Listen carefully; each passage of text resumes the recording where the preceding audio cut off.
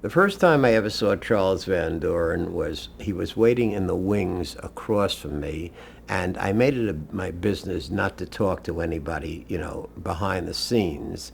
But once I heard his name was Charles Van Doren, I immediately knew the name Van Doren, and I assumed that I was going to be a cook goose, that they were grooming him to take my place. I just had a feeling, in other words, that I had just about reached the end of my rope, so as to speak, and they were planning to bring this guy in as the new champ. What was it about him that you thought they saw? Just the name. Just the name.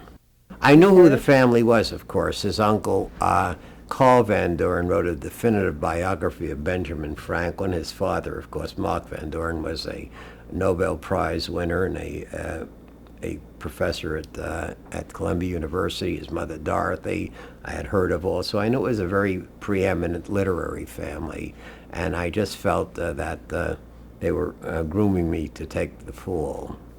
Contrary to what's shown in the movie, all the things that were discussed did not occur in any restaurant.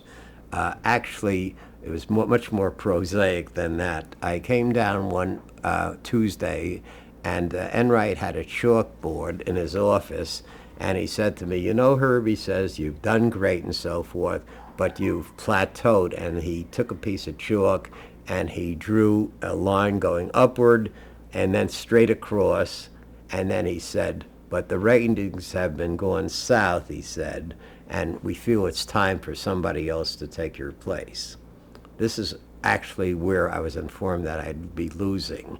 It wasn't in the restaurant as shown in the movie quiz show. I never have spoken. I shook his hand. I never spoke to the man in my life. I never spoke to him. People find this hard to believe, but I wanted to keep it on the up and up. I said absolutely nothing to Charles Van Doren aside from shaking his hand on television. Aside from that, I never spoke to him. When I would speak, or I would be recognized, I wasn't Herb Stempel, but I was the guy who destroyed Charles Van Doren. That's how I was referred to. Very strange. In other words, people used to say, oh, you're Herb Stempel, you're the guy that destroyed Charles Van Doren. And my answer was, no, Charles Van Doren destroyed himself. I didn't destroy him. He, for 3 years, insisted that he was telling the truth and I was lying. Now, it became a thing where either one of us was lying. Either he was lying or I was lying about the rigging. And in the end, it turned out that I apparently was vindicated and he was shown to be the liar. A lot of people still kept saying, you destroyed Charles Van Doren. I mean, I didn't destroy him. I mean, he could have come forward and said, yes, I was part of this, and that would have been the end of it, But for 3 years, every time I saw him question, he'd say, well, maybe he was given the answer, but I wasn't. And he wasn't telling the truth, obviously.